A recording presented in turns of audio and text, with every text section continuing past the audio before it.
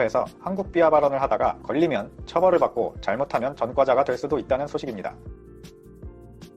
요즘 자동차 번호판 중에 앞자리가 3자릿수인 번호판을 종종 보실 텐데요. 이것은 올해 9월부터 자동차 번호 체계가 바뀌면서 9월 이후에 구입한 차량들의 번호판은 앞자리 수가 3자리가 되었기 때문입니다. 그래서 네티즌들은 토요타나 혼다 같은 브랜드의 신차, 즉 3자리 번호판을 달고 있으면 그것은 최근에 구매한 일본 차량이다 라고 해서 작은 신호 위반이나 주차 위반에도 우리는 자비를 보일 수가 없다, 바로바로 신고를 하자 라는 동향입니다. 그런데 요새 이런 동향을 눈치를 챈 그 차량 판매사들이 나름대로 머리를 굴려서 해결책을 만들어 내놓고 유도를 하는 상황입니다. 진짜 뛰는 놈 위에 나는 놈이 있다고 전에 공짜 내복 뿌리던 그 의류 브랜드도 사실 그 수를 쓸 줄은 생각도 못했었지만 자동차 분야에서도 이런 수법을 생각해낼 줄은 상상도 못했네요. 그 방법이라는 건 바로 신차를 뽑아도 2자릿수 번호판을 반드시 받아내주겠다고 홍보를 하고 있다는 점입니다. 과연 어떤 꼼수를 쓰고 있을까요? KBS에서 진행한 일본차 매장 내에서 진행한 인터뷰에 의하면 이 시국에 3자릿수 번호판이 부담스럽다고 손님이 고민을 털어놓자 딜러가 걱정하지 말라고 안심을 시키고 있습니다. 일본차 매장 에이지건왈 번호판 앞자리를 2자릿수로 원하시면 만들어 드릴 수가 있습니다. 원래 번호판 긴 게 달려있는데 짧은 걸로 받을 수 있는 서류 작업이 필요한데 필요하시면 만들어 드려야죠 라고 합니다. 다른 매장들에서도 다들 같은 방법을 알선하고 있다고 빗김도 해줍니다. 땡땡땡도 하고 있고 땡땡도 하고 있고 대부분 매장들이 이거는 다 준비하고 있습니다. 앞자리가 3자릿수가 되면 일제차를 이 시국에 샀다는 근거 자료가 되기 때문에 아주 알아서 찾아가는 서비스를 제공하고 있네요. 이거는 근데 신고해도 소용이 없는 것 같더라고요. 이게 약간 애매한 편법 같은 수법인데 불법은 아니라고 합니다.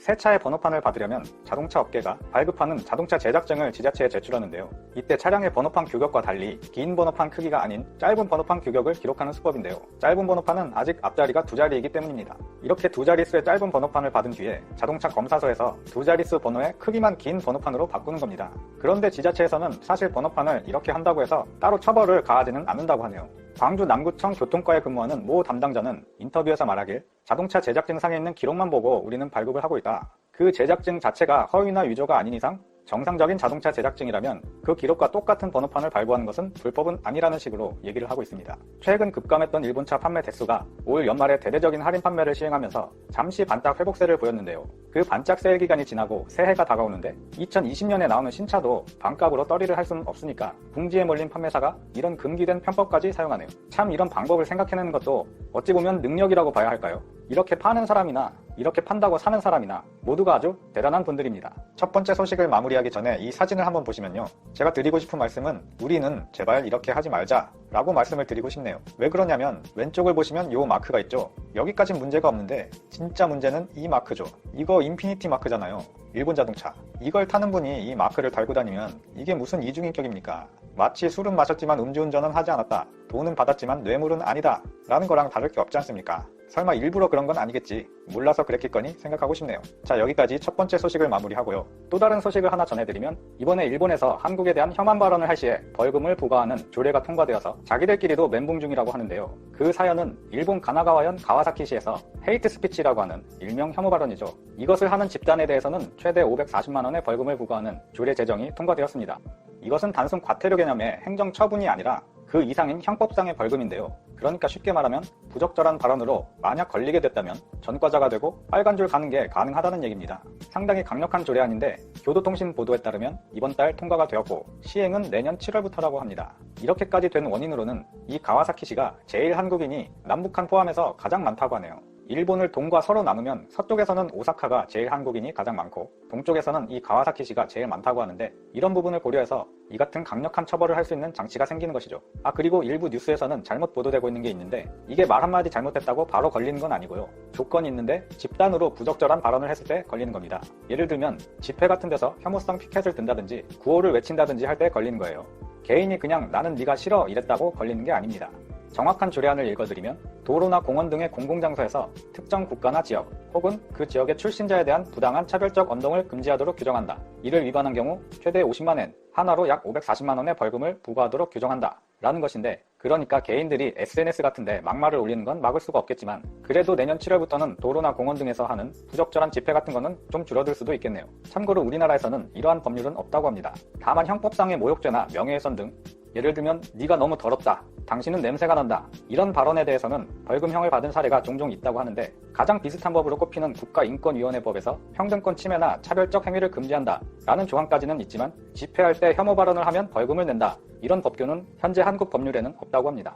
그리고 현재 가와사키시에 거주하는 제일교포들 그리고 관련 단체들은 당연히 처벌조례 제정을 환영한다는 입장이고요. 우리의 결의가 표현된 조례가 통과돼서 마음이 든든하다. 피해자들은 가와사키시에만 있는 것은 아니다. 이곳을 시작으로 일본 전국으로 확대되어야 한다. 라는 동향을 보였습니다. 개인적인 생각으로는 이 법을 어겨서 벌금을 맞게 된 사람들은 앞으로는 범죄자가 되는데 내친 김에 이 사람들 신상공개 명령